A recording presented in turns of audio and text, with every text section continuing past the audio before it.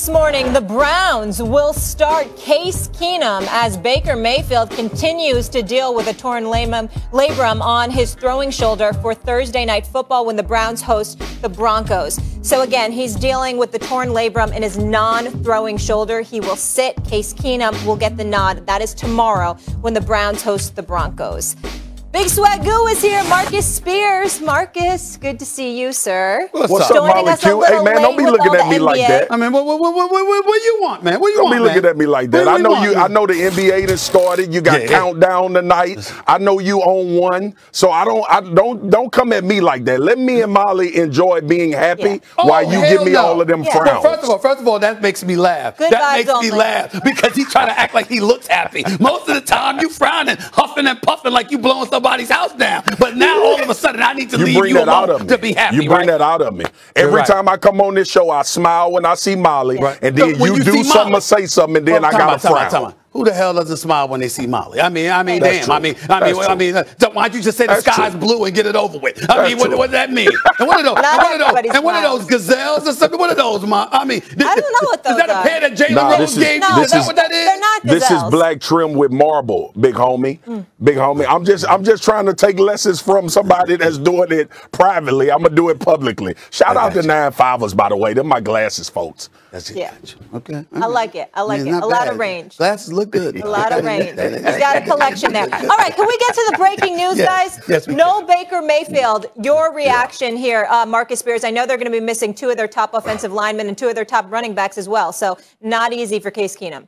Yeah, absolutely. It's smart, though, Molly. And obviously we know Baker dealing with that shoulder. But when you look at this team, I think this is bigger than that. Baker in this particular situation wouldn't be insulated. And look, I know this is about to go crazy. I don't know if he would be better in this situation, to be honest with you, based on how they've been running offense and how he's been operating in this offense for the Cleveland Browns. The offensive line, as you mentioned, 2 tackles missing. We saw that show up. Obviously, Baker being injured. Not having Kareem Hunt and Nick Chubb fully healthy is to me the biggest detriment, because that's been the biggest reason for me that we've seen Baker take this jump at playing at a high level throughout the duration of games. And when you think about Case Keenum a couple years ago, he was in Minnesota balling, and it was with his arm. So it may be a situation, one, you got a franchise quarterback in Baker Mayfield. That's how they look at him. That can't be protected. He can't protect himself. He's injured. The run game is not available at the level it's been available at.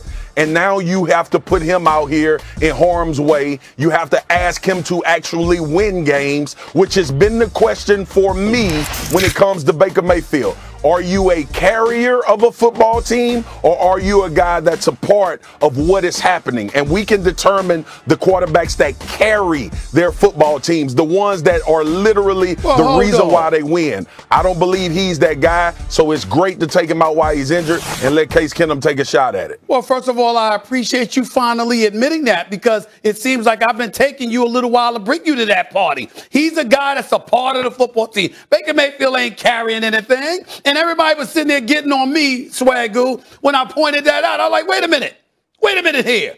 The brother's no scrub. I didn't say he doesn't deserve to be a starter, but he ain't that dude, He ain't Lamar Jackson. He ain't a Josh Allen. He ain't even a Justin Herbert. He damn sure ain't no Patrick Mahomes. That's not who he is, and they're all within his conference. So when I look at Cleveland, and it's like the same thing that I've said, in the past before. It's like I go to several layers before I even think about bringing up Baker Mayfield. I'm going to go to the running game, okay? I'm going to go to Chubb and Hunt, who are both hobbled right now. Obviously, Hunt's going to be out for at least the next 3 weeks. The offensive line, you lost 2 tackles, okay? You had Odell Beckham Jr., you got Jarvis Landry, okay? You got the coach that is Kevin Stefanski, because we know what they were looking like when Freddie Kitchens was the head coach. So you got all of that going on. You get to all of that before you even think about Baker Mayfield. So if that's the reality of the situation, it wasn't breaking news when I said Baker Mayfield can't lead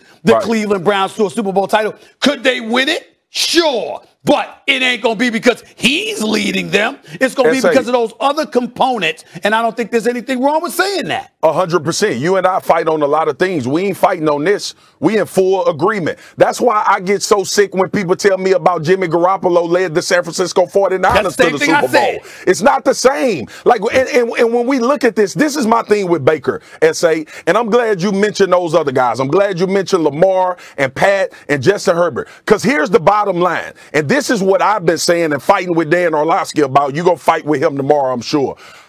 Baker Mayfield, in his division, in his conference, he's played well throughout games. We've seen Baker Mayfield have 300-plus games, 3 touchdown-plus games. But what are we judging these quarterbacks on? We judging them on, especially when we enter you into Super Bowl contention. We are no longer talking about you winning games. We are no longer talking about you having a successful season. We are determining what these quarterbacks' value is based on winning games in crunch time. And this year alone, Baker is 0-2. Now, I'm not going to sit here and talk like the shoulder injury is not an issue. It is. Dan illustrated yesterday on NFL Live, 4 p.m. Eastern, by the way, every day, that right. Baker Mayfield's ability to throw the football is so compromised because he's trying to compensate for what the shoulder, what he's dealing with his shoulder. But even before that, S.A., even before the injury, Kansas City Chiefs against the Cleveland Browns, Baker Mayfield had the ball last in his hands and threw an interception. That's right. That is what these games are going to come down to for them if they are going to win a Super Bowl. I'm not in the crowd that believes Baker will deliver. It will be, to your point, the run game, the offensive line, and God forbid the defense playing terrible. The Browns fans should be in a spin cycle right now. They had a whole different plan about how this season was going to go, what things they were going to do. You can't avoid injury, but this defense that damn near gave up 80 points in 2 weeks. Baker Mayfield has played well. He hasn't done enough for us to say that they can win a Super Bowl with him at quarterback. It's a couple of things, my brother. I need you to get back in math class. They gave up 47 one day. They gave up 30. They gave up 37 the next. That's like 84. So it's not damn near 80. It's over 80. That's number one. Number two. Okay, it's nice to see you finally come to the party because once again I sat up there and I said that the same thing about Jimmy Garoppolo when he was in San Francisco. I said you look at Shanahan, you look at Debo Samuels, you look at George Kittle, you look at all of that before you look at Bosa and the crew and their defense. I said you look at all of that before you even get to Garoppolo. So Baker Mayfield is basically the AFC's version of Garoppolo. All you had to say, Marcus Spears, was that my brother Stephen A. S.A., I mean, this brother was right all along, and I should have acknowledged a little bit earlier that I was right. I mean, that's all you had to do. That's all you had to do. Let me say this. You know I don't be trying to come on here and agree with you. I love disagreeing with you. That's like my favorite thing to do. But the bottom line is when I watch you argue with them cats, with my brothers, our fellow analysts, colleagues, they are wrong when it comes to Baker Mayfield. Like they are all trying to give. We understand. You threw for 300 yards. You know who else throwing for 300 yards? Trevor Lawrence. You know who else throwing for 300 yards? Zach Wilson. But they can't win games. It's about can your quarterback overcome what he needs to overcome in order for you to win a championship? And you and I just ain't there yet with Baker. There we go. All right, hard out, fellas. Still plenty more. For Stevens, hey, look, here's the deal. The list is fluid. I know it's fluid. I know all of that. I'm glad it's fluid. I think he's confused. The list is fluid. It's fluid. It's fluid. Only recency bias, Batman. Because you done lost your mind. If it's so fluid, how are we not considering the Bills? You can come back because the list is fluid. You know how he gets away with all of it? It's fluid, man. It's fluid. You're biased, Jeff Saturday. You're biased. You can do what you need to do. It's your list. This list is banana. It's fluid. It's fluid.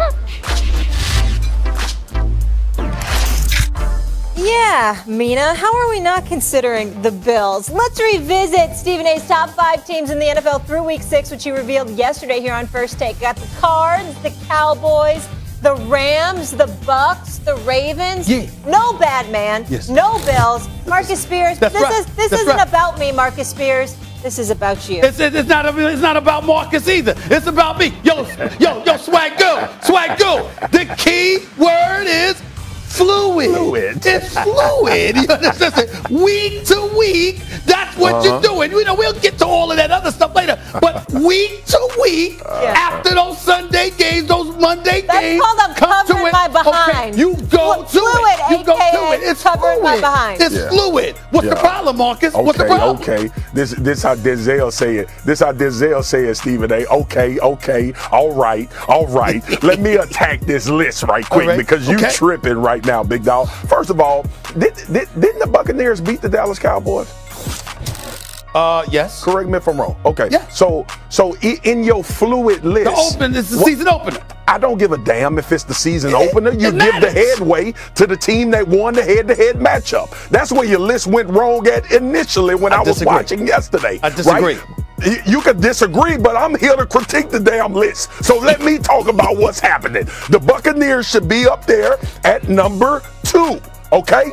How you don't have the Tampa Bay Buccaneers above the Dallas Cowboys in a head-to-head matchup with the same record and they putting up the same type of offensive prowess is crazy to me. See, you sell all of this stuff to everybody else, but you know it don't fly with me because you always want to throw this fluid out there. The list is fluid, and I understand it, but it ain't fluid in this particular week. You got to get the damn list right and stop using fluid as an excuse when the list wrong. So the Bucs need to go up. My dad, didn't the Rams get blasted by the Arizona Cardinals? Yes, they did. Didn't they do it? So why would you have them number 3 over the Baltimore Ravens, who's 5-1, that just dominated the Los Angeles Chargers, who was on your damn list a couple weeks ago? Why wouldn't you have the Ravens? Why we going there? Why we going there? It's week to week. It's week to week. Don't even bring up a team that ain't on the list. Go ahead, keep making your point. Go ahead. Every time you're doing this fluid list, because it ain't like water, it's more like oil. It's getting stopped up everywhere. The bottom line is when you got teams on here that make sense. But your arrangement, I don't want you putting nobody's music together. I don't want you leading the orchestra. I don't want you using your talent to rank things in order to set somebody in the right way. So here's the deal. The Tampa Bay Buccaneers should be 2 behind the Arizona Cardinals, okay? The Dallas Cowboys should be 3. The Baltimore Ravens should be 4. And what you doing with the Rams? It's an argument for the Bills, but I can see the loss to the Tennessee Titans weighing into that equation. So let's go ahead and put the Rams at 5. Rearrange the damn list, man, and stop setting my Cowboys up for the downfall. May I speak? May I speak? First of all, you ain't got to be so disrespectful. You ain't got to be so disrespectful. Monitor your tone. That's number 1. Number 2, I got news for you. As valuable as water is, let's not sniff on oil. You can't put water in the gas tank, baby. You need oil to make that bad boy run. Gas, really? But you know what I'm saying. That's number 2. Number 3, let's dissect this. You got the Cardinals undefeated. We ain't talking about that, right? Agreement. When you talk about the Rams, okay, when we talk about the Cowboys at number 2, I'm looking at the fact that the Bucs thereafter went up against the Rams and got shellacked, okay, in LA against the Rams. So bottom line is, from that perspective, Tampa Bay have fallen off a little bit. That's where that comes from, okay? A little bit later on in the season, a couple of weeks later, okay? When we look at the Cowboys, they had the opening loss, and they've been flowing ever since, all of these 5 weeks. Ever since, with Dak Prescott looking like an MVP candidate, with Zeke Elliott looking fresher and more spry, Tony Pollard out of the backfield, even without Michael Gallup. You've got guys like Wilson and Schultz that have come in to join Amari Cooper and CeeDee Lamb, and they've been balling. And even without DeMarcus Lawrence and these cats, you've got this guy Mekhi Parsons, and of course the Defensive Player of the Year, Trayvon Diggs, flat out balling out. Yeah. And so when I'm looking at it from that perspective, that's my justification for the Cowboys being at number 2. I'm looking at the Rams at number 3 because I'm thinking about Matthew Stafford and how they've looked, and the only hiccup they've had was against the one undefeated team in the National Football League. When I look at the Buccaneers, this is an appropriate place for them because they're led by Tom Brady and that offense, and we see what they're doing despite their injuries in the secondary on the defensive side of the ball. And when I go to the Ravens, we see what Lamar Jackson's doing. Buffalo's got 2 2 losses on their record. That's why they're not on their list. I'm looking at Green Bay. They struggled over the last 2 weeks, albeit wins. When I look at them squeezing by Cincinnati, and I see them beating Chicago, but Aaron Rodgers not even throwing for 200 yards. You feel good about the Packers not being on there? All I'm saying is they're coming. But for this week, with a top 5 in that order, I think it works. But again, it's fluid. It's fluid. Okay, that's what I'm saying. It's fluid. It's all right. Marcus, you're going to let him go. All he does is talk about that bad man, and all week he's been talking about how he doesn't know if he trusts Lamar Jackson when it matters most. But he trusts Josh Allen, but he doesn't have the Bills and the Packers, and he puts the Ravens in there. So tell me really who you believe in. Because Stephen A. want to fool all America. Stephen A. don't give a damn about the Green Bay Packers. All he care about is Aaron Rodgers. And everybody that's arguing why the Packers ain't on this list need to identify that it ain't about the Green Bay Packers. It ain't never been about the Green Bay Packers. It's been about the quarterback. He's a bad man. That's why they not on the list. He's a bad man. That's fair. I'm glad it took me to explain that. With Stephen A. So you're right. Listen. Just because all of y'all got Molly wrapped around y'all thumbs, you know, she loves y'all just sitting there betraying me every chance she gets, trying to sit up there. She collaborate with you. She collaborate with Jeff Saturday and Keyshawn. She collaborate with Michael Irvin. And don't get me started with her and Mina Khan. I mean, my Lord, this is the way they try to gang up on me. But it ain't going to work. This A-list is pretty damn good, okay? Y'all know it. Fess up to it and just do so with the understanding. It's fluid. It's solid, but you can't make great music without the right arrangement. Okay? And your song is a one-day wonder, and then everybody gonna turn the damn radio off. It ain't Empire State of Mind on one of Jay-Z's joints, but it's pretty damn good. It's good. It's pretty damn good. All right?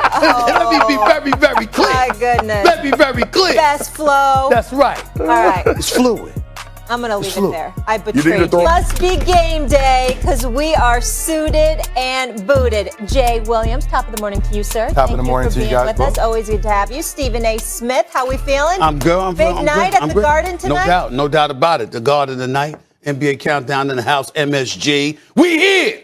We here. What's your chance? That's what I'm saying. We here. We here. Let's do this. Let's do this. All right. I'm Molly Karen Rose. We had some games last night. Let's do this. We had a potential Western Conference Finals preview at Staples Center. It was really the big two. LeBron and Anthony Davis both balled 30-plus points, 11 boards, but then Steph Curry and the Warriors took over in the fourth. Curry with his first triple-double since 2016 as the Dubs took down the purple and gold on their home floor. Still without Klay Thompson, 121-114. Russell Westbrook still trying to fit in with his new squad, a work in progress. He had 8, 5, and 4 with 4 turnovers. He's used to averaging a triple-double. Here's King James on that subject. I just think it was just first game jitters sometimes.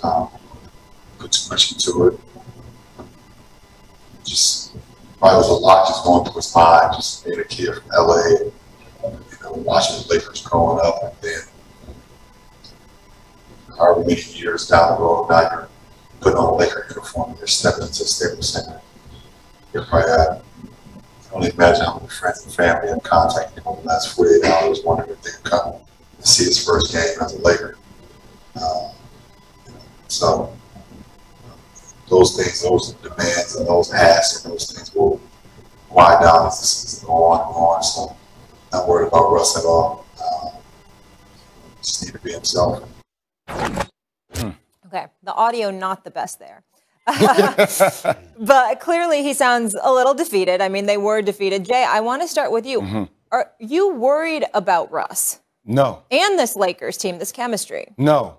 Russell Westbrook last night with him on the floor, they were minus 23 in 35 minutes. With him off the floor, they were plus 16 in those 14 minutes. So, look, I know those stats will be very revealing for people in that first game, watching Stephen Curry not play well and they still win. But this is going to take time. I'm not going to be one of these people that goes on national TV and has a knee-jerk reaction and says, oh, now they're going to have issues. The question that's going to loom around Russell Westbrook, LeBron James said it, he has to be Russ. But he can't be the Russ he was before. He has to be the Russ that is willing to take on a different role with this team and play, understanding that when AD is a top 5 player, AD will be that player. LeBron James will be that player. So for Russ, how do you do more back cuts? How do you play with more energy? Pick your positions, pick your times, your spots a little bit more. Russ can still be very effective on this team. his role is just going to have to slightly change than what it's been his entire time in the league. Well, are you going to have one of those knee-jerk reactions, Stephen A? Relax. Here I come. Jay Williams knows his basketball. I'm not about to question that, but I know mine. And I'm going to tell you something right now. There's a reason to be concerned, even after one game, because it's not about the numbers. Forget the numbers for a second here. Yes, you were minus 23 with him on the floor. There's no doubt about that. We get all of that. That could be an aberration. Rush could have a great game, and still that might be the case in some instances because of the way he plays. I'm talking style of play. I'm talking about what you got to look at. I've been saying for years, even though he's a walking triple-double, what's the problem with Russ? It's not his character. It's not selfishness. It's not some of these things that people try to tear him down about. No, that's not the issue with Russell Westbrook. The issue with Russell Westbrook is that he can't shoot. That's the issue. And last time I checked, that hasn't changed. One year after another, he's not a shooter. He can make jump shots here and there, but is he a reliable perimeter shooter? The answer is no. And where's that going to get the Los Angeles Lakers? Jay Williams, you know basketball. That's what this comes down to. We're talking basketball here. If you got Russell Westbrook and he can't shoot the basketball from the perimeter, you can't put him at the 2. If you keep him at the 1, you can't bring Rondo in the game. If you're not going to have Rondo in the game, you're not going to have elite point guard play in the game, which ultimately means that LeBron James at some point in time is going to have to go back to what we've always known him to be, essentially the point guard / point forward, the cerebral mind of your offense, and you're going to have to do that in order for this team to be successful. Remember, when Russell Westbrook was on the court with Rondo, they were on the court together for about 7 minutes, and they were like a minus 15 in 7 minutes. Why? Because you have no perimeter threat. And you got to take into consideration who you're going up against. You're going up against a Golden State Warriors team last night. Let's put this stuff in perspective, please. This not only was not a Klay Thompson, because we all know what that brother, that future Hall of Famer brings to the table, one of the top 5 shooters in the history of the game. James Wiseman is no scrub. He wasn't in the lineup. He was out yesterday. You had Looney back up in there. Kuminga, he was not in the lineup as well. You went and Steph Curry had a bad game. By the way, despite all of that, you still lose this game to the Golden State Warriors. They still beat you. Steph had a bad game. He called his own game trash. Even though I don't call a triple-double trash. Yeah. But he called his own game trash. And then you take into consideration the fact that you got Anthony Davis with undersized dudes on him shooting fall-away jump shots. That's not going to cut it. Are you a DEFCON 5? DEFCON 10? No. Where are you? No. Where are you in the worries about the Lakers? No. What I'm saying to you is this. You have to play differently in order for this team to be successful. Now that brings us to Frank Vogel. Is he the man that can make those adjustments? Well, that's going to be the question. Well, see, there we go. That's the question. But that's where I was going to Jay, because I know Jay knows his basketball. You see what I'm saying? I'm saying it's the domino effect. One issue creates another with the Los Angeles Lakers. That last night was what I consider to be the Western Conference Finals matchup. And I'm here to tell you something right now. I got the Lakers as my favorite coming out of the West. Yeah. They can't beat the Warriors playing like that. They're going to have to play differently. And we're going to have to see them play differently in order to do it. 11 new players on this team. Chemistry takes some minutes to actually come together. You talk about Frank Vogel. Frank Vogel is a defensive-minded coach. That's right. Which this team is actually going to have to get better defensively. That's right. We saw Carmelo Anthony get isolated multiple times last night down the stretch. That's going to be a question for them. Yep. Offensively, though, I'm trusting LeBron James to figure it out. So when LeBron James got to Miami, they were 9-8 that first year. People were ready to fire Eric Spoelstra. They figured it out. They got to NBA championship. When he came to Cleveland, they were 500 around January. They figured it out. They got to NBA championship. Look, Russ is going to have to play with the ball in his hands a lot of times. LeBron may have to shoot more threes this year and demand the ball. That ain't going to work. Or demand the ball differently throughout the system in order to allow him. And look, Tim Legler said this, and I'm actually starting to trend in this direction a little bit. Russ may have to come off the bench some games, too. Because Russ in his second unit I'm glad you could energize the second unit in a different way. He just has to accept that, Stephen A. I'm glad you went there. Let me say this. I'm not jumping off the Laker bandwagon after one game. We analyze it. Remember, I'm a soap opera guy. You understand what I'm saying? You know that the stars, you know what? Listen, Sonny Corinthos on General Hospital. What aren't Victor Newman on Young and the Restless. It doesn't matter whether they get shot, stabbed, fall down the stairs, or whatever. So much drama. I'm helping y'all out here. The point is this. It doesn't matter what happens to them. They're going to live, okay? Those stars are going to live. So we understand that. But it doesn't mean that you don't tell a story. And while the story is percolating, you got to to tell it. And when you're paying attention to the Los Angeles Lakers right now, be very, very clear about what you just said. Russell Westbrook coming off the bench. Do you understand that this might be the greatest challenge of LeBron James' career? Yes. Because we understand. See, Kyrie could shoot. Yeah. What you're doing with Russell Westbrook, Kyrie could come off the ball. He might not have wanted to. He might have wanted the ball in his hands. He might have resented the fact that LeBron James had the ball in his hands and was running the offense and stuff like that. But you didn't ask Kyrie to do something he was incapable of doing. In the case of Russell Westbrook, what's going to happen now is, okay, you're not a shooter. You need the ball in your hands. So when you don't have the ball in the hands, what purpose are you serving? And if that question isn't answered in a positive fashion, then you're talking about him coming off the bench. Now, I ask you, Jay Williams, again, you cover the NBA. You know your basketball. You really, really think you could ask Russell Westbrook to come off the bench? I think you have to make it his idea. How you gonna do that? How you gonna do that? You have to give him I'm all in. You have to do a series of ebbs and flows and say, hey, look, I want to get momentum going for you. When I'm on the court, just because you start a game this way doesn't mean you finish games this way now, right? So my thing is, when I'm on the court, I'm going to be ball dominant. When you're on the court, I want you to find your rhythm very quickly. And then when we're on the court together, you and I have to play differently. When I have the ball, I have to move more without the ball. When you have the ball, you have to move more. Like, you have to change it up that way. It's going to be hard. I'm not saying it's going to be easy, but you can't have two ball dominant people on the floor at the same time. Jay touches me with this because it's so cute what he's saying. It truly, truly is. I would remind you, Jay Williams. I'm not being dismissive. The word cute. Come on. Listen, let me tell you why. Let me tell you why.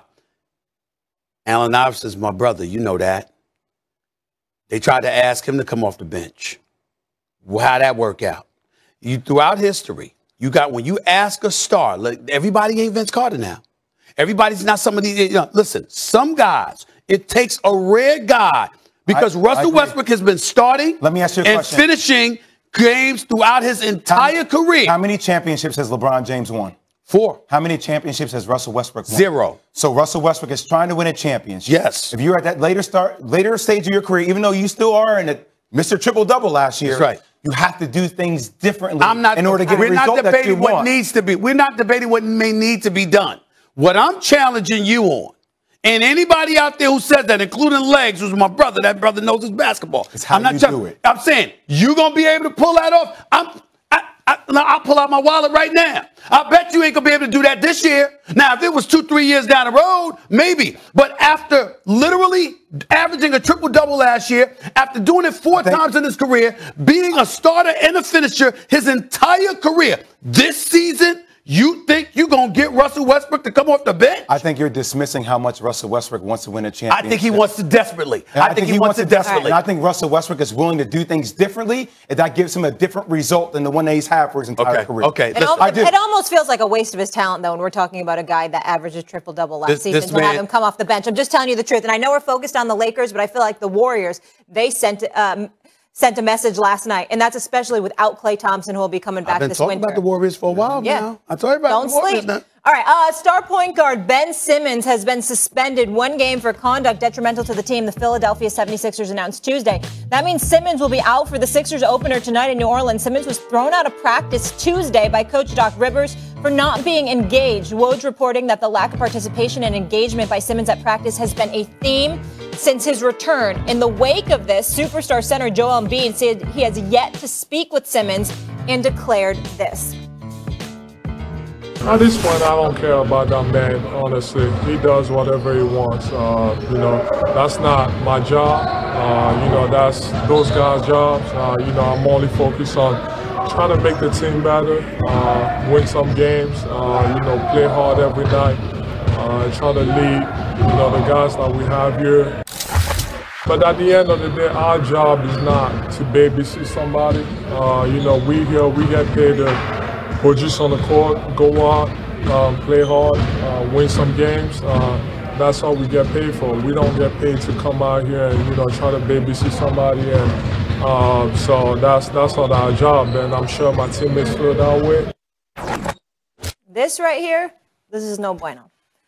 Stephen A., who is more at fault? Is it the Sixers or is it Ben Simmons? It's Ben Simmons. He has to go. You got to get rid of him. I'm not saying trade him for 20 cents on the dollar or even 40 cents on the dollar, but you got to get rid of him. And here's the reason why. I'm not trying to absolve the Sixers from blame here. I understand that there's a level of culpability. Okay, I'm not saying that. But at the end of the day, here's what it really comes down to. Ben Simmons played like trash in the Eastern Conference semifinal series against the Atlanta Hawks. Offensively. Never defensively. He always shows up defensively. Offensively, he played like trash. He was scared. He was a scared puppy out there, okay? And you're coming across like you're blaming everybody but yourself. That's really what this comes down to. There's no way around that. He's coming across, and I can assure you of this, as somebody, Jay, who's worked in Philadelphia for 17 years. I started off as a reporter covering St. Joe's basketball and ended up as a columnist, okay? I was there 17 years. I know this city. The way it's being absorbed is that he's pointing the finger at them. Now, he would say otherwise. You know, it's Doc Rivers, it's Joel Embiid, it's the relationship, et cetera, et cetera. But basically, he ain't ready to face that crowd. And you got to suck it up, own up to what you didn't do, and be hell-bent on coming back and performing and go hard. That's all Philadelphia wants. He's coming across like, I don't want to deal with that environment anymore. And they consider it weak and pathetic, and that you're blaming them, and they're going to hold him accountable for it. As it pertains to Joel Embiid, Doc Rivers, etc., I've heard what they said. Ben Simmons to walk up in there, you know, you just revealed, you just came back for the money. That's the only reason you back there, because you didn't want to. They put your money in escrow. It's the only reason you came back. Yeah. We can't let Rich Paul off the hook, you know, because they say all the time, even though players have to have culpability for this stuff, your agent, you know, you got to handle situations in a skillful manner, which at this particular moment in time has not happened. And as a result, his stock is dropping. That's what I was just going to say. It's not just Philly. It's these trade partners. There's a bunch of teams that want him. There's a bunch of teams that want him. Don't get me wrong. Even though he's acting like this, Jay knows kind of this. hurt his stock? There's a bunch of teams that want him. But is there, what are they willing to give up to get him? That's what I mean when I say his stock is dropping. They may not be willing to give up what they once thought they were willing to give up because it's an issue involving trust right now as it pertains to him, and that's the problem, Jay. So the question is, who's more to blame? Yeah. I'm not condoning Ben Simmons' behavior at all. I know. But the Philadelphia 76ers overplayed their hand. They overplayed their hand. They wanted more. They wanted to get greedy, and they wanted more than actually what they will get in return for Ben Simmons. Okay. I will ask you this. You watch basketball, and you know what? You're very astute to people and their mental makeup, essay. You have a strong personality, right? Let me ask you this question. Yes or no answers, okay? Understanding the mental makeup of who Ben Simmons is after he told you, I do not want to be there. Coming back, understanding the vitriol that Philadelphia 76ers fans would have. Do you think Ben Simmons would shrink in a moment like that when he comes back to play, or do you think he would go next level? Shrink, yes. Yes, okay. First question. Joel Embiid and Ben Simmons have never liked each other. Right. People want to sit there and say Joel Embiid was trying to step up. In fairness to you, you've been saying that for years. For a long time. You've said that. It's been for off. at least you've said that. You can tell for at least 3 years. It's just off. For at least 3 years. So you're telling me this offseason, Ben Simmons retreats to wherever he goes, Joel Embiid, Tobias Harris, in an attempt to try to save it.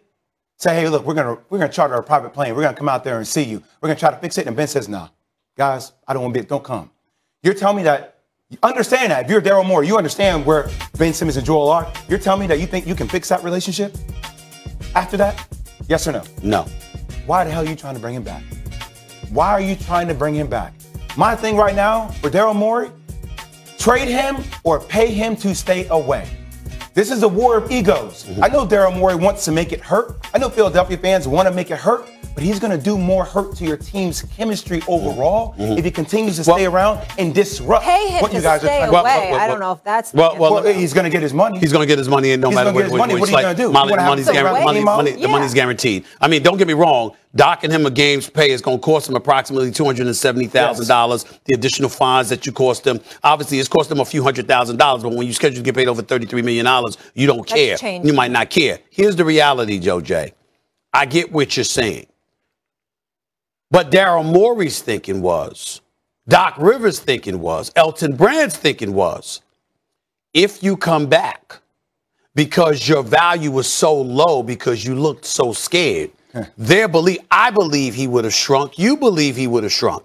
Their attitude is you can't get much lower than he got when he was in the series against Atlanta. So if you come back and play regular season games where you're, because he does excel in the regular season, particularly on the defensive side of the ball. If you go on, step on the court early, and y'all are winning games, and you elevate your value from what it was this summer, then we'll let you go. So now you're asking me to do something to help you move me. But that's what I'm saying. Tell me. But there's nothing wrong with that when you're on the books for 4 years, $147 million. There's nothing wrong with them saying, listen, it's totally fair for the Philadelphia 76ers to say, yo, we want to get you up out of here too. We want to grant you your wish. But we can't let you go for trash. We got to make sure that we're going to get equitable compensation for you. So the best way for you to do that is to come back here and to play a few games while we try to work this out. This has been sticking it to them, though. That's how he's sticking it to them. But he's also sticking it to himself. But is he? Let me ask you this. Let me say something. If a man tells me Ben Simmons cannot be a successful NBA player? Absolutely not. I'm not saying that. Of course, I think he's a jump shot away from being LeBron's part too. That brother does I'm not condoning his unprofessional behavior. Once again, I clarify that. I would be professional. But all I'm saying to you is now you're talking about his value could be lower and lower if you keep him around the team, if you keep having issues like this. So his value is actually safer if you remove him away from the team. Listen, here's the deal. I'm not disagreeing with your point. What I'm saying is Philadelphia has a right to think differently because they're the ones on the phone trying to make a trade happen. You got to remember what Ben Simmons said. I don't give a damn where I go as long as it's not back to Philadelphia. Yes. So, okay, I got 29 other teams that I could look to hustle out of some compensation in order to get what I want. Now, I'm not saying that Portland made an official offer because they never did. They never called Philadelphia and said, you know what, here's the offer officially. No, but there was a scuttlebutt about C.J. McCollum and Robert Covington and a couple of picks. We know Minnesota desperately wants him because with A-Rod and his new partner, they're trying to make a splash and get Ben Simmons to Minnesota. But as far as I'm concerned, you ain't talking Karl Anthony Towns or Anthony Edwards. What are you talking about here? So, exactly. I mean, please, that ain't going to cut it. So what are you going to do to get rid of him? You got to get something in return. You had an opportunity to go and get Harden for him, but ultimately Brooklyn came in at the 11th hour, 59th minute, which you know, and they got James Harden because if James Harden didn't end up in Brooklyn, he was going to go to Philly with Daryl Morey. Still might end up there next year, by the way, because he ain't signed no extension. So let's not rule all of that out. If you're Daryl Morey and them, you have options. So your option of Ben Simmons possibly sitting down for the year, I think, let me tell you why that makes sense. Because if you sit Ben for the year, right, and James Harden tells Brooklyn, I want out, and I want to go to Philly with Daryl Morey, bam, that's what you can do. James Harden is not going to do that right now. He's not going to do that in the throes of this season. But at the end of the season, if things don't work out, could James Harden decide to do that, to reunite with Daryl Morey? You damn right. Is Daryl Morey banking on something of that magnitude? You're damn right he is. And so as a result of that, that's another incentive as to why you would want Ben Simmons to try and come back. Right. Because you have options, but the options might be a bit delayed. And that's what you're thinking. We will continue to follow this. Yes. The home opener in Philly is Friday on ESPN. The Nets come to town. Good luck to your Knicks tonight. Oh, yeah. We here. Good luck to your Knicks. We here. Been saying that for a while. We here. Jay Stang. We're going to be all right. We're going to be all right. We're going to be all right. Russell West. Milwaukee, we did it. We finally did it. We couldn't do this without you guys either. So thank you. Funny how they used to hate, now they hear my phone, finally they need some. Yeah, that's why it's only family with me when I walk through, they gon' see us. Now they got us on the road, really in the mode. Blake Griffin on a rack attack. Euro. Oh, some English on it. At any moment, I'ma blow now, so count down, are you stressing? A one-man wrecking crew. We're all excited for the ring and seeing our banner, and we're able to get the win. Hard not to root for him. Giannis Antetokounmpo and the Milwaukee Bucks didn't let the ring ceremony distract them from their title defense. Giannis had 32 points, 14 rebounds, 7 assists to lead the Bucks to a 127-104 victory over the Brooklyn Nets, who are the title favorites. Kevin Durant led the Nets with 32 points, 11 rebounds. Patty Mills, James Harden adding 21 and 20 respectively. The Nets were missing star guard Kyrie Irving, who isn't with the team due to his refusal to get a COVID-19 vaccine. KD, what's on your mind after the loss? We can't give a team 20 more shots than us. Imagine coming into a game and we say, here, take the ball 20 times on offense before we get an offensive possession. Everybody gonna lose that. You get what I'm saying? So that's what it felt like the game was today. Okay, Jay Will, tell me this. Is this more about Kyrie's absence or Milwaukee? Well, I think last night's game was about Milwaukee. Milwaukee punished them on the boards. You just heard KD talk about this. They gave up a countless number of offensive rebounds. I think Kyrie being on the floor would mask a lot of those issues for the Brooklyn Nets.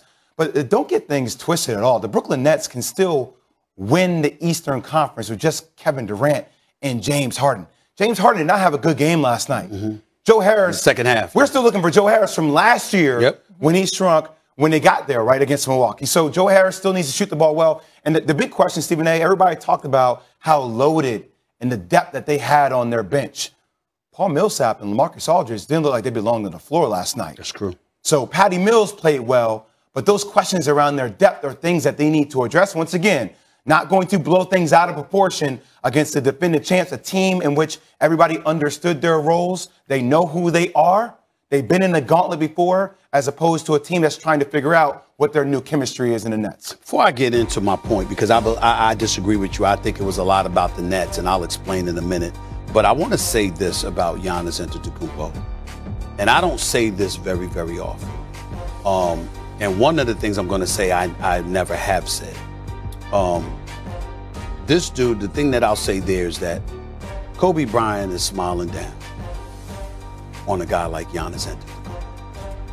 This is a brother that is a two-time league MVP, an NBA Finals MVP, a Defensive Player of the Year, fresh off of averaging 30, 10, and 5 on 50% shooting. The only player in NBA history to have done that. And this brother's playing like, I have nothing. He celebrated the ring ceremony, got the ring, shed a few tears. He was emotional or whatever. Then it was time to get to work because that was last year. Now I got something new to accomplish. When we talk about rooting for people and admiring and revering champions, that's what we're talking about right there. That's somebody that you look at and you go like this, he will never cheat the game. To me, that's the immigrant mentality. Yes, I'm sir. just saying. My father said that to me one time. He's like, you think you work hard, you don't know the immigrant mentality. Right. Yeah. You don't know what it's like. Yeah. Yeah. Yeah. It's a different mindset. It's a different mindset, and he has it. Yeah. Clearly, Kyrie doesn't. And that's where I'm going. Because let me be very, very clear. Let me be very, very clear. When I say that Kyrie Irving doesn't want to work, I don't mean lazy. I don't mean that. I don't mean he's not working hard. I don't mean he's not working on this game. By the way, people making noise about him video and, the playing the football or whatever. No, it was a bad optics, but I don't care. I mean, please, whatever. Get in shape. Do whatever you got to do to get in shape. I know that Kyrie Irving is going to be in shape, ready to ball and all of this other stuff. What I mean is he wants to do what he wants to do, when he wants to do it, on his clock. Remember, according to Kyrie Irving, they didn't need a coach. They need a coach. I never forgot that, Jay. Steve, that don't matter who the coach is. We're going to be just fine. He later backtracked. we don't need it. Because people recognize how offensive that was to Steve Nash. And he didn't mean to be offensive, but he did mean what he said. Like, he's that confident. We don't need a coach. Sure, you understand what I'm saying? And it came up that way. That's my point. And I'm watching last night, and I can't help but harken back to when they were up by 49 on Milwaukee. In a playoff game, they were up by 49. I'm just running them out of the building, okay? And if Kyrie doesn't get hurt, we might have never seen Giannis drop 50 in a closeout game 6 in the NBA Finals. Kyrie is that special of a talent. And I'm sitting there looking at them last night, and I'm like, damn. All this noise that's been going on all of these weeks leading into game 1. I'm looking at Harden with a strong first half, not a strong second half. You pointed out how Joe Harris couldn't be found. Blake Griffin, I mean, he played 22 minutes, only had 6 points. LaMarcus Aldridge and Paul Millsap didn't be there. But Patty Mills, 7 for 7 from three-point range. Lighten it up. Off the bench, 21 points, 7 for 7 from three-point range. When Harden couldn't get anything going in the second half. If Kyrie was there, you stopping both of them? You ain't stopping both of them. Somebody gonna put on a show. Somebody gonna help KD out, okay? And if it wasn't Harden, it would have been Kyrie. So I guess it's the first game of the season. It's no big deal or whatever. But all I'm saying is bringing up Kyrie is that I found myself looking at them and I'm like, damn. What if? What if? If Kyrie were there, it wouldn't have been lopsided. It wouldn't have been like this. Now, everybody gonna talk about, you ain't gonna stop Giannis. So what? So what? You ain't stopping KD either. Okay, KD gonna get his. But in the end, Giannis got help. He got a team that's locked in, on the same page as him, focused, no ulterior motives, no different agenda. It's one. And they're all aligned together, and they follow his lead. And that is the difference that you see in the Milwaukee Bucks compared to the Brooklyn Nets last night. When you say follow his lead, what do you mean? I'm just saying. I know, but give me another layer. He's the leader of the team. I just feel like you're talking about a different time. I think everybody will follow Kevin Durant's lead, but this has nothing to do with Kevin Durant's lead. I agree with you. This narrative is always going to follow the Brooklyn Nets, Stephen A. Okay. We're always going to wonder, what if? But when you start saying, like, everybody's on the same page and everybody follows the lead of Giannis, and this is why this team is great, I'm like, well, this is an unprecedented issue. Like, Kyrie would follow the lead of Kevin Durant if he were not put where he had to make a decision like that, where it was mandated. How do you think fans are looking? And you can even go back to Ben Simmons. How do you think fans are looking at Ben Simmons, getting paid millions of dollars a year and not choosing to be out there with this team and have an opportunity? Or how do you think they're looking at Kyrie Irving choosing to not be out there with this team? I think they're two different things. I'm just saying, when we're in a very difficult economy out of a pandemic, I'm just curious, what do you think? Well, a lot of athletes get paid astronomical numbers. There have been a lot of players that have held out when the economy has been bad. So we can make that case for a lot of players in football and basketball and a lot of different sports. I would never group those two together. I think what Ben Simmons right now and the way he is going about that, I think there's culpability on both sides. I don't like the way Ben Simmons has been handling this. I think it's been unprofessional. But once again, I am not grouping what's happening with Kyrie Irving right now in the same group with things that happened before. That's fine. I think there are two separate things. I got him. Yeah, but I ain't letting you get off the hook. I ain't letting you get off the hook. First of all, you let Ben Simmons off the hook. I did not let Ben Simmons off the hook. I just sat here and said that he was acting unprofessional to a degree. You're on national television. Yes, I am. And you said what you said. We heard you. What did I say? No. You said you're going to hold him accountable. You're not condoning his unprofessionalism or anything like that. But it's on the Sixers as well. I think it's on both parties. By saying it's on the, well, you said it was on the Sixers even more than Ben Simmons. No. See, sometimes that's misleading by the question. The question is, who has more to blame? I sit there and said, hey, look, I think there's blame for Ben Simmons, but I think there's culpability on both sides here. I just said I think Philly overplayed their hand. Okay, fine. Let me tell you. Misleading questions sometimes, Steve. Fine. That's cool. That's cool. Let me get to you with Kyrie. Let me stop. Y'all ready? Go ahead. Because I'm coming. Now, let me tell you this. When you sit up there and you talk about Kyrie Irving, I'm not going to. Let's ignore the vaccine issue. Okay. Let's not even bring up this year. You trying to tell me this is the only time we've had a reason to question Kyrie's commitment? No, I'm not. Thank you. That's my point. Can I ask you a question? That's my point. Let me ask you. Go ahead. Kyrie doesn't get hurt. Do you think Milwaukee wins a championship? No. Okay. No. Did you question Kyrie's commitment when they were in the playoffs, when things were getting serious, ready to play? I did not. You questioned it a little bit during the regular season? I did not. No. Hold on. Wait a minute. But the regular season matters because when we're talking about, think about this. Think about the moves that they made. Think about the coaching staff. First of all, the coaching staff that was assembled. Think about the questions we had about Steve Nash when he couldn't find a second of rest for Kevin Durant, in the playoffs, and how exhausted Kevin Durant was. You pointed that out. I pointed that out. We talked about how more experienced, not better, because we know that Steve Nash is going to be okay eventually. He's a rookie. He's a novice, all right? Last year was his first time ever coaching. But the fact that we brought in the question, Steve Nash's coaching, who were the two people who co-signed it? That was him and Kevin Durant. Yes. Who was the person that went on the record and said, excuse me, We don't need a coach. Kyrie Who is the Irving. person that has given every impression throughout his career that he wants to do what he wants to do? That would be Kyrie Irving. And so what I'm saying to you is this, and I'm going to go back to this because I can't believe that people don't focus on this more. You get hurt before the pandemic. The season gets halted on March 11th thereafter. It's halted for 4.5 months. Kyrie doesn't play. Kyrie is a vice president who encourages people not to participate in the bubble and didn't even talk to Chris Paul and them about it before he went public with it. After that, he doesn't play. The Nets don't play because they get bounced by Toronto. What happens?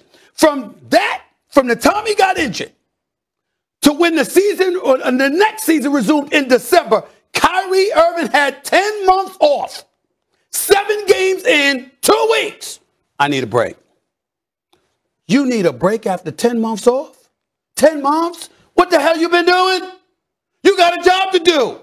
You signed up for this. You committed to this. When you have that kind of action that's taking place by a superstar, it's asking a lot of the team to just mosey on down the road, look ahead, don't even worry about that. That's none of our concern because he's not a role player. He's not even a starter. He's a superstar. You lean on him. You rely on him. You need to trust him. And tell me when Kyrie Irving has been trusted. Can we do I'm losing your point here. My point is, when we talk about Milwaukee compared to the Brooklyn Nets, I am making the point that you have players on your squad that you can trust who follows the lead of Giannis. KD wants the ball. He's a hooper. But who's following his lead? It ain't Kyrie. That's what I'm saying. Okay, gentlemen, hold on. I need you to work with me. I have breaking news that I need to get into the show, so we need to take a commercial break. I would love for you to stick around. We can get into this later if you can, so you have an opportunity to respond. But regarding Thursday Night Football. All right, still to come on First Take. Jam-packed hour of First Take up ahead. We'll hit on Ben Simmons' suspension. Who is really to blame and how will it affect the Sixers' chemistry? Plus, Pastor Spears has an issue with Stevens' A-list. And all the guys try to decipher Harden's impending free agency. Put that remote down and enjoy the show. Here we go. It wasn't the debut game that Russell Westbrook envisioned when he was traded to the Lakers back in August. The 9-time All-Star, 2-time scoring champ was held to just 8 points, 5 rebounds, 4 assists in Tuesday's loss to the Warriors, matching his total number of games with single-digit points, rebounds, and assists from his previous 133 games combined. Marcus Spears is still here with us. Tim Legler now joining us. My brother. Good to see so you. good to be here with y'all.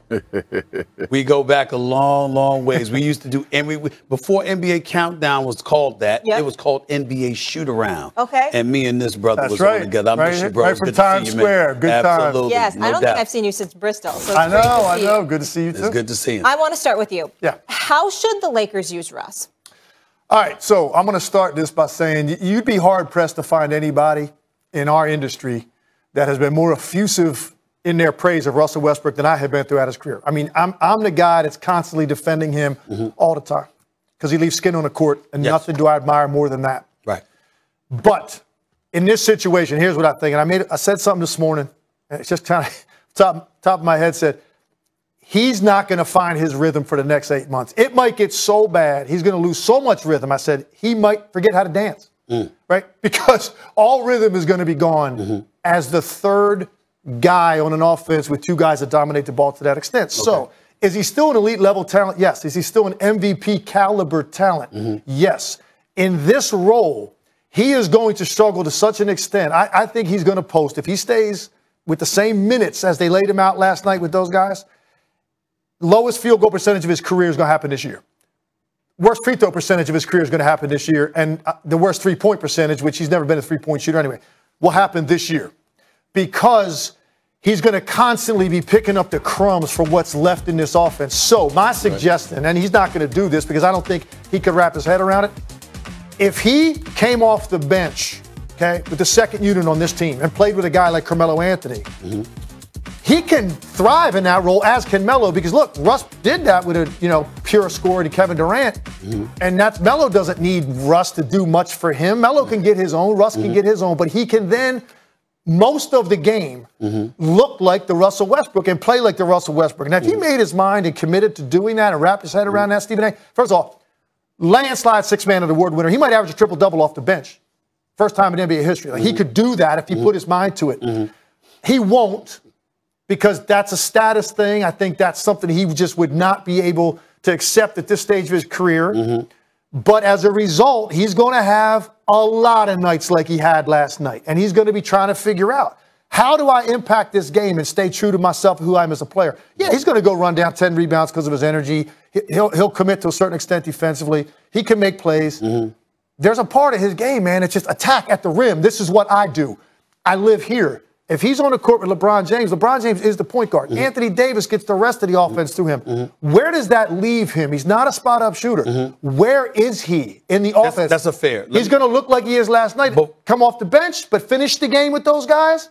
Maybe that's his best role. Before I give my spiel, let me ask you this question. When you talk about him coming off the bench, who's starting then? I would put in, you could either put in Rondo or you could put in Kendrick Nunn. I think either of the guys, because Rondo doesn't need the opportunities I'm talking about. He exists for one reason.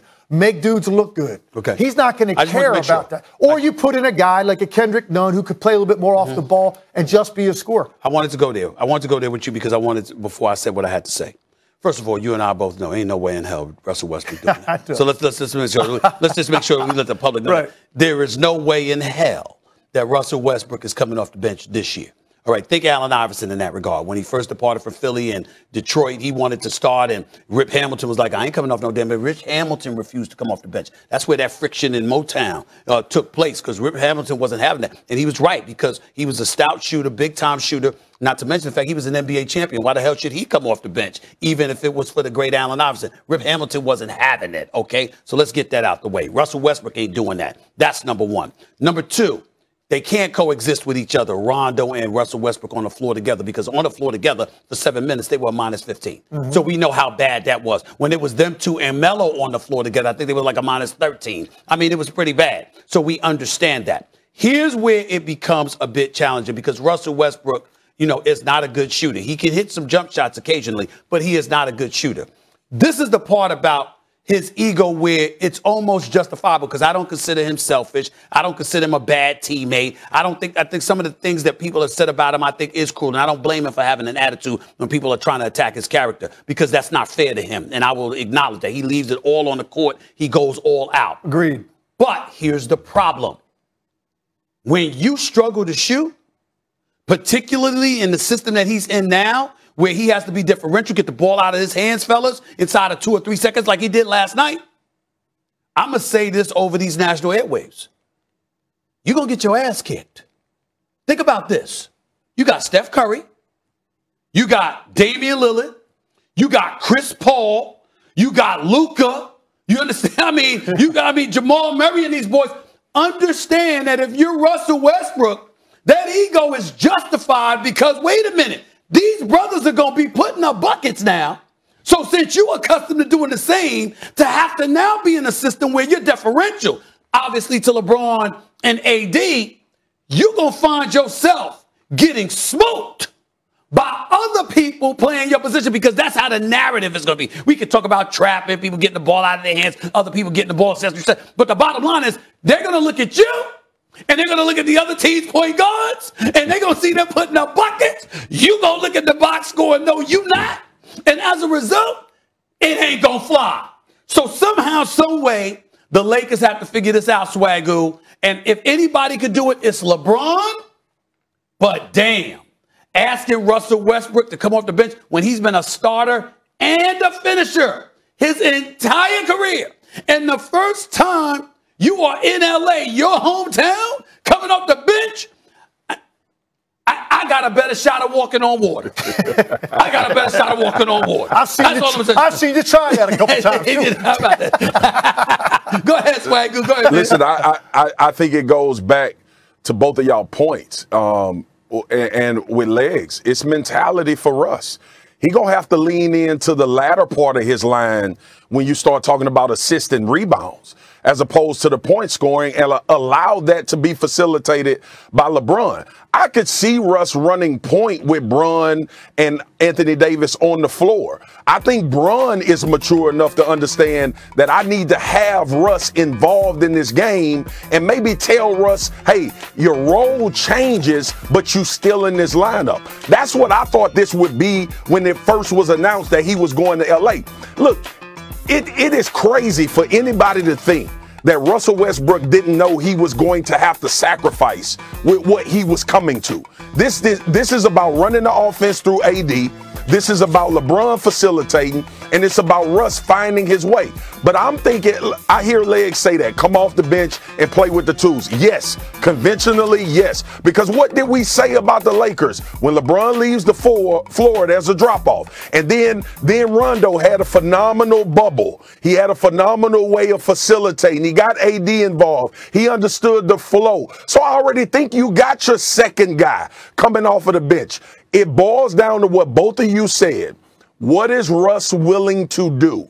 And if Russ is going to be selfish and say, I want to be the triple-double guy, we are all sitting here with a mute point because it ain't going to work. And we all know that it's not going to work. But if he wants to lean into assists and rebounds and allow himself to be a third option offensively, and LeBron says, hey, man, you facilitate. I'm a better off-the-ball player. I'm a better shooter. And then when we get in particular times and certain situations in games, you know LeBron is going to have the damn ball. And Russ may have to go to the bench and allow somebody else to come off. But I think that's how you maneuver through this season until they figure out this rapport. Because I think to your point, look, he went there for a reason, and what he's going to say and what he probably felt internally was he wants one of these badly. That's why he ended up there, okay? Problem is this. You can say it. You can change your role. You can do certain things.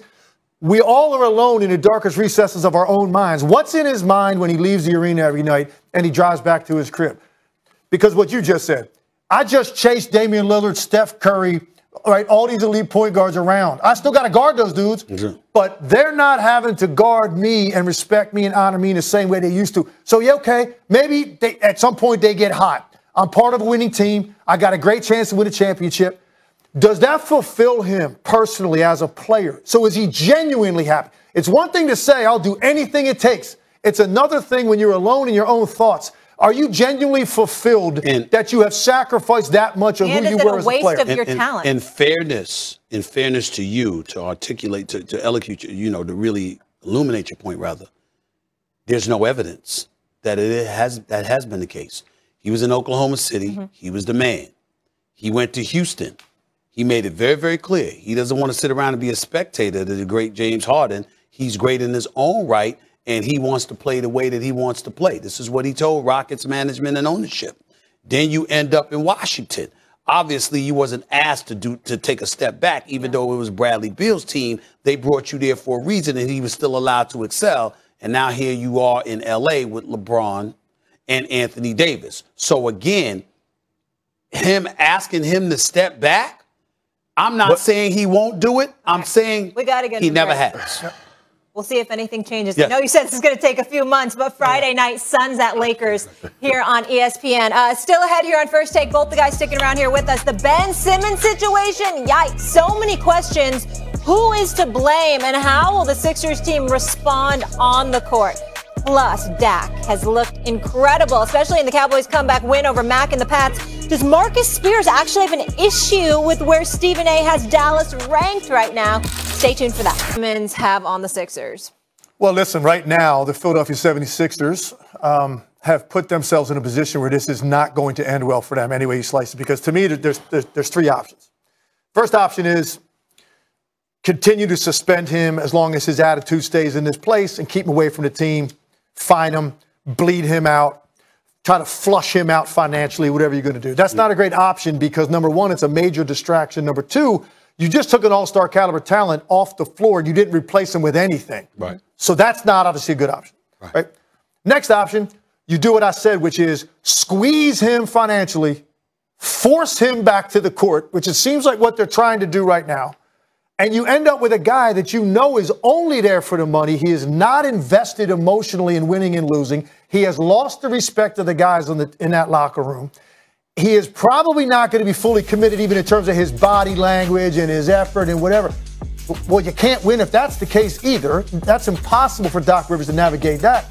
Option 3, you move him. Now, the problem is, right now, they seem like their resolve is we aren't doing that because we're not getting back what we want right now, which we think is a young, perennial, all-star caliber player. All right. So those are the 3 options. None of them are good for Philadelphia. So it's going to dramatically impact their team until this gets resolved and Ben Simmons is gone.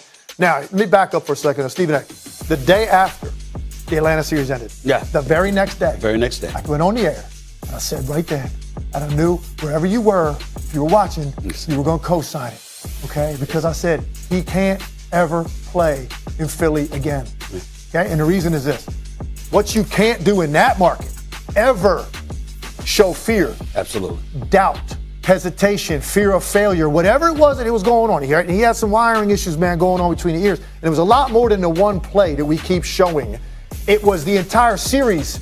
He didn't take a shot in 5 fourth quarters as a starting point guard, okay? Scared to death. Everyone saw it. He was exposed on a level that few athletes are. And in that market, it's not survivable. It's just not, because here's what's going to happen.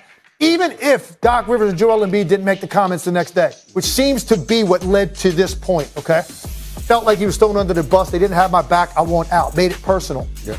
Even if that didn't happen, I think Ben Simmons knew. He played there for 4 years. I can't run back out into Wells Fargo based on what they just saw, because that's going to resurface again at some point. And they're going to start in the fans, the media, and they're never going to let up next time. Ben knew that. Now, he can use those comments as an excuse. When you add it all up, he made it clear. I can't play there. Better for me not to be there. Better for you to not have me there. They didn't take it into account, Stephen A. I put it more on the Sixers. You had to be more aware. It was going to get here. It was going to get here. It was inevitable. And they allowed it to now permeate the season. Here's where I disagree with you. And you're not wrong when you say, for the most part, I would have co-signed. Here's what I was thinking, though. The performance was so pathetic in that series against Atlanta that he had to come back to try to make amends at some point until he was moved. Because you were going to have an abundance of executives on opposing teams using that against them to try to hose the Sixers out of a big-time product like him for 20 cents on the dollar. And I get that from the Sixers because that's the verbiage they use, 20 cents on the dollar, 40 cents on the dollar. You know how it is. And that's what they say. And I said, you got to get more, because I believe this brother he can average 75% from the free throw line, and this brother could average 25 a game. If he had any kind of perimeter shot, I'm talking about 10 feet, 15 feet, this dude could be like LeBron James 2.0, because I think his skill set, ball handling skills, passing ability, playmaking ability, finishing at the basket, and the defensive prowess, I think makes him that lethal. You can't let him go for nothing or something close to nothing. You can't do that. So if you're the Sixers, where did they mishandle it? They mishandled it because they didn't convince him to come back while committing to trading him. They tried, some people say they tried to strong him. You got a contract, you got 4 years, $147 million left on your deal. You got to come back here. We'll move you. We'll move you. Just work with us so we can get you up out of here. They should have done that. Why didn't they do that? Could it be because everybody's not on the same page? Because everybody's been pointing to, we looking at Doc Rivers.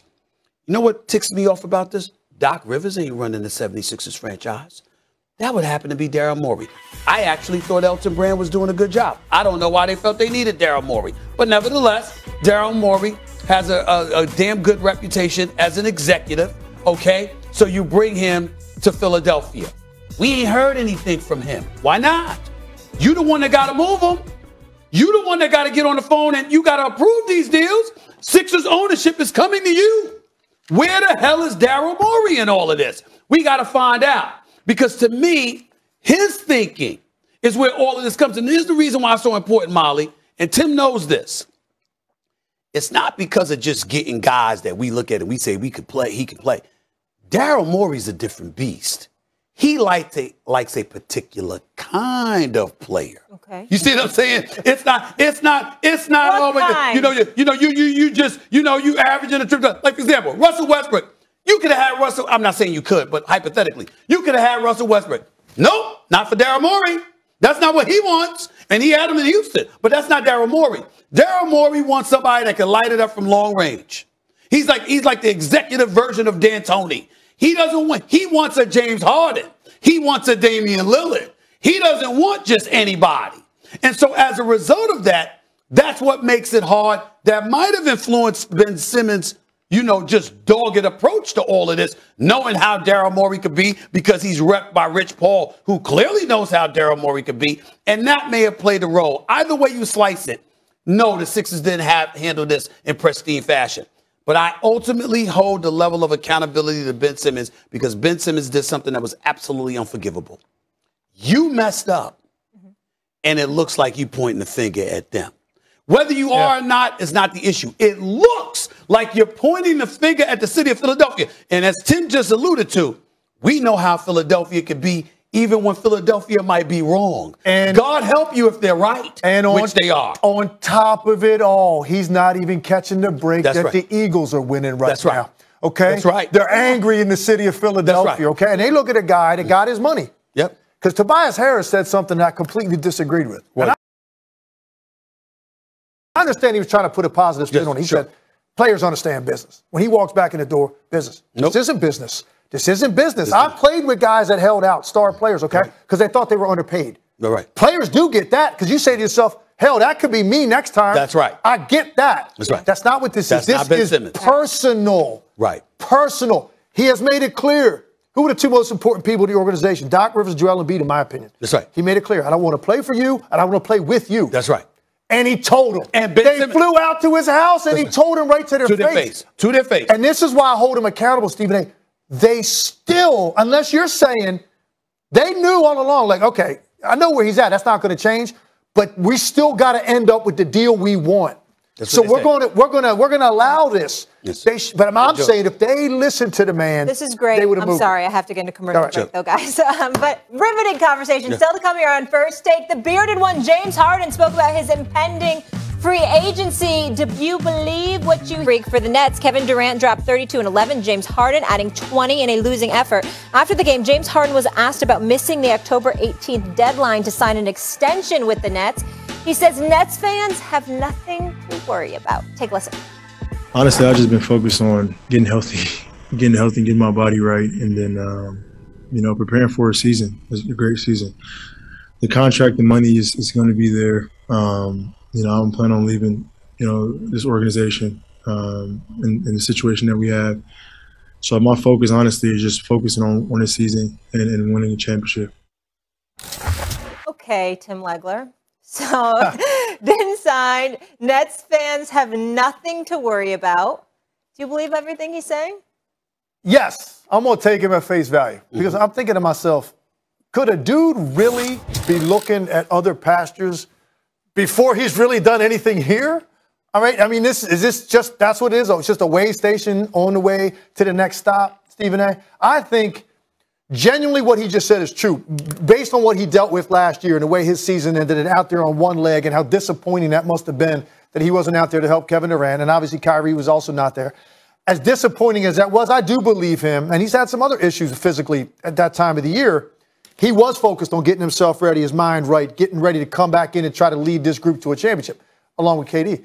I think to myself, he's happy here, Stephen A. As long as KD is. I think some people are playing into the fact, well, what if something goes south here with Kyrie? If they don't work it out, he doesn't get vaccinated, he doesn't play, they move him, and people are thinking that could be a trigger, an impetus for James Harden leaving.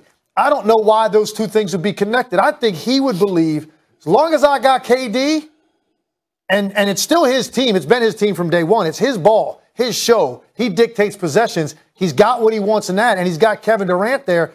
I think he believes that they're going to be committed enough to try to always put the pieces around him to give him the best chance to win a championship. So I say, yes, I do think that James Harden is happy here. And I do think right now he's solely focused on having a full, healthy season and seeing what these two dudes can do. And I think in his mind, he thinks they're going to win a championship this year. First of all, let's be very, very clear. to answer the question, do I believe James Harden? Hell no.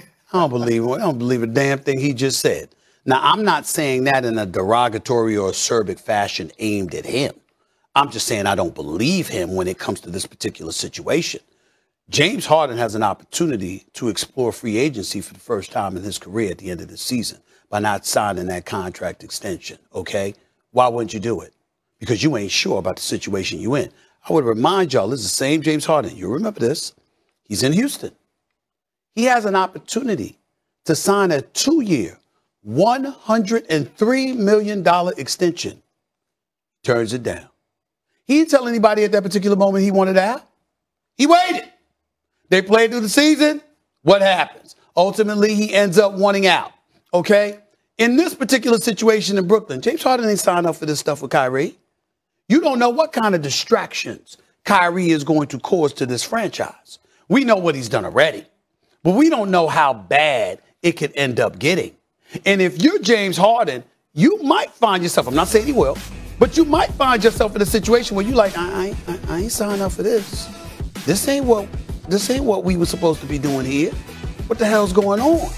And so, yeah, if you are a baller, you got to love playing with KD. It doesn't get much better than that because the brother is unselfish, he's selfless, and he's a bona fide big-time superstar in the NBA game of basketball. Bottom line, we get all of that. But in Philadelphia, if you've got Tobias Harris and Joel Embiid and a coach in Doc Rivers, even though Doc Rivers, a championship has escaped him, he won the championship in 2008 with Boston, took him back to the finals in Game 7, lost to the Los Angeles Lakers and Kobe Bryant, God rest his soul. Ever since then, you had your 7 years in the Clippers organization. Couldn't get them to the conference finals. Now you in Philly. You came 1 game short of getting them to the conference finals. So Doc Rivers got some stuff to prove here, too. Let's remember that Daryl Morey has something to prove. Let's remember that Daryl Morey and James Harden together got unfinished business. Let's not ignore any of that. And I don't think it's an accident that James Harden has to sign this extension. I'd be shocked if Kyrie still got offered an extension after all of this nonsense that's been going on. But James Harden has had that there waiting for him, and he didn't sign it. Why not? I got one question for you. Sure. Don't you think, based on the Kyrie element of this, where you said James Harden's looking around, might look around at one point and go, I didn't sign up for this, all this distraction with Kyrie and this nonsense. Don't you think far before it got to that point that Brooklyn Nets would have already had this conversation with James Harden, and they'll address the Kyrie situation. Of the three of them, Kyrie is clearly the most expendable. That's right. Okay, and totally agree. So they'll do whatever it would take to make sure that it never got to that point. Yeah, but here's my James question, Harden. Tim. Here's my question. What more can they do? Kyrie's not there. They made a decision. You don't get to be a part-timer. You here full-time or not at all. So they've already made the decision. They've made the decision about Kyrie Irving. If you ain't going to be vaccinated, you ain't going to be playing on this team because you'll be violating New York City mandates, and we ain't going for it. A lot of us didn't want to take the vaccine, but guess what? We had to. You should be there as well. That's their attitude towards him. And they're saying, you ain't doing this, you ain't playing. Kyrie said, all right, then I ain't playing. So it's really on James Harden and Kevin Durant right now, along with Marks, along with Steve Nash and the rest of the organization. I'm saying to you, if it's any other situation, that's different. The fact that Philadelphia has Daryl Morey, and we know how James Harden feels about playing for Daryl Morey. We know what kind of perks Daryl Morey threw in his direction. There was the James Harden treatment, and then there was everybody else in Houston. We understand all of that. And to James Harden's credit, Houston didn't mind because he'd play hurt. He didn't want to miss games. He gave it all he had, the whole bit. Kevin Durant's not there. I understand that. All I'm saying is, but Joel Embiid is. Tobias Harris is not a scrub. Maxey and those boys are not scrubs. They can play. And if you add a James Harden, okay, James Harden doesn't necessarily have to be differential because you don't even have to be differential with Joel Embiid. I think you said it yourself. It doesn't get better than playing with Kevin Durant. Yeah. And if I'm James Harden, to me, that's going to weigh heavily. I agree that that's what it should be. Yeah. I'm saying to you, the debate here is, do we trust that James Harden feels that way? Yeah. I don't know that because of Daryl Morey. Let's keep it rolling. I don't know that. You got a big night tonight. Live from Madison Square Garden, it's your boy Stephen A., the new look NBA Countdown crew, Jalen Greeny, Wilbon, Knicks, Celtics. We're going to preview that next. Keep it locked right here, First Take.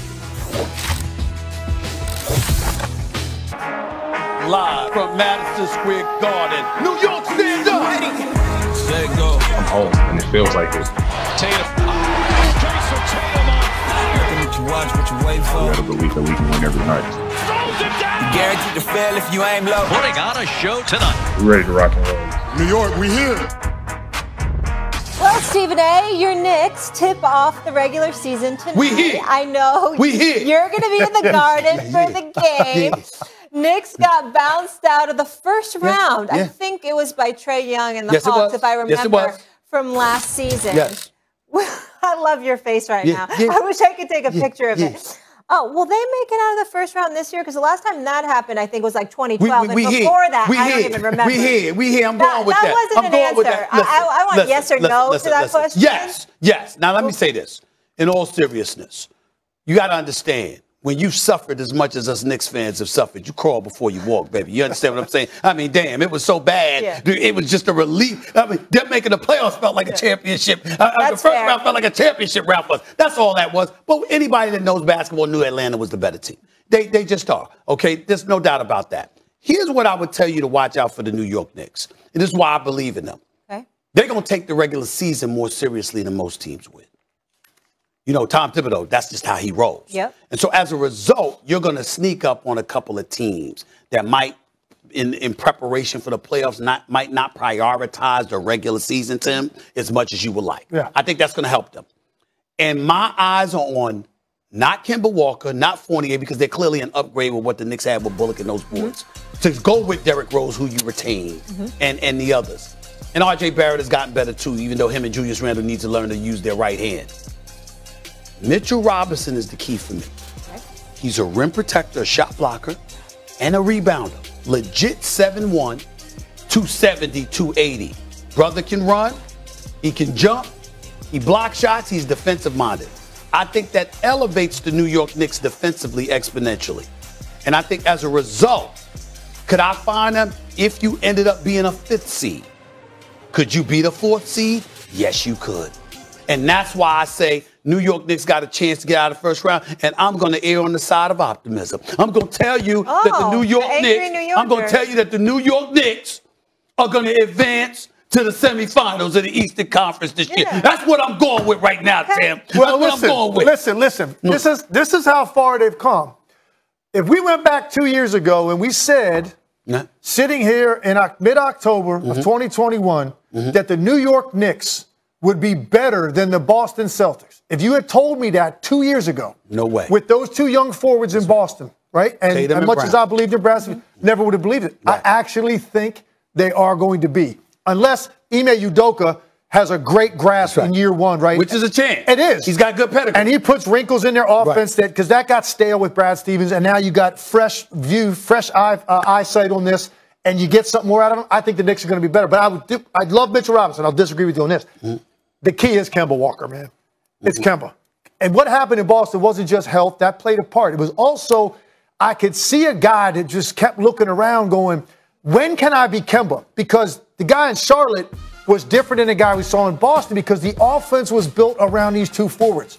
So Kemba spent a lot of the night trying to figure out, when can I go be the guy that I was in Charlotte? You don't have to worry about that now.